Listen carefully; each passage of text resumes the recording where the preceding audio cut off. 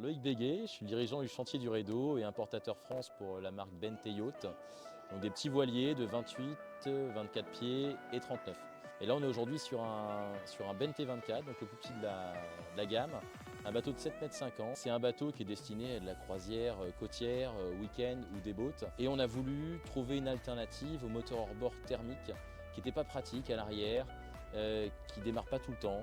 Et le pod nous a paru être une solution parfaite car on peut le mettre sous la coque, quasiment rien ne déplace à l'intérieur, ça ne perturbe pas les emménagements.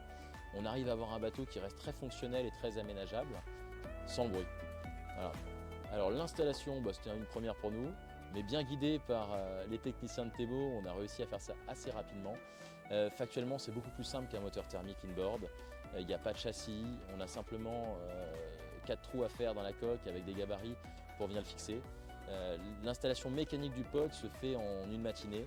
Ensuite, le système est assez bien développé avec du matériel quasiment plug and play qui nous permet de le relier électriquement.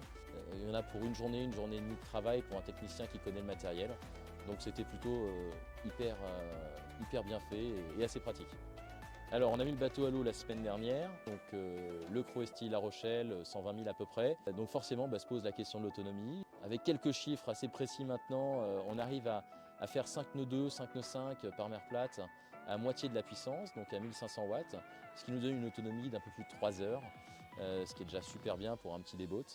La solution Temo nous permet d'augmenter cette autonomie artificiellement en louant ou en achetant des batteries supplémentaires au cas par cas. Donc typiquement moi j'en avais 4 au lieu de 2, donc j'avais doublé, j'avais quasiment 6 heures d'autonomie. Ensuite il y a quelque chose qui nous a surpris, c'est on cherche à optimiser cette autonomie.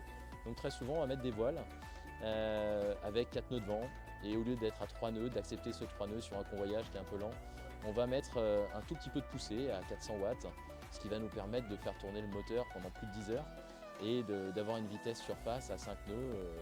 En fait on fait de la voile et moteur, mais sans les contraintes d'un moteur thermique, ce qu'on ne démarrerait pas parce que ça ferait du bruit. Et là, c'est juste génial. Je recommande les pods, mais bien sûr, je recommande les pods.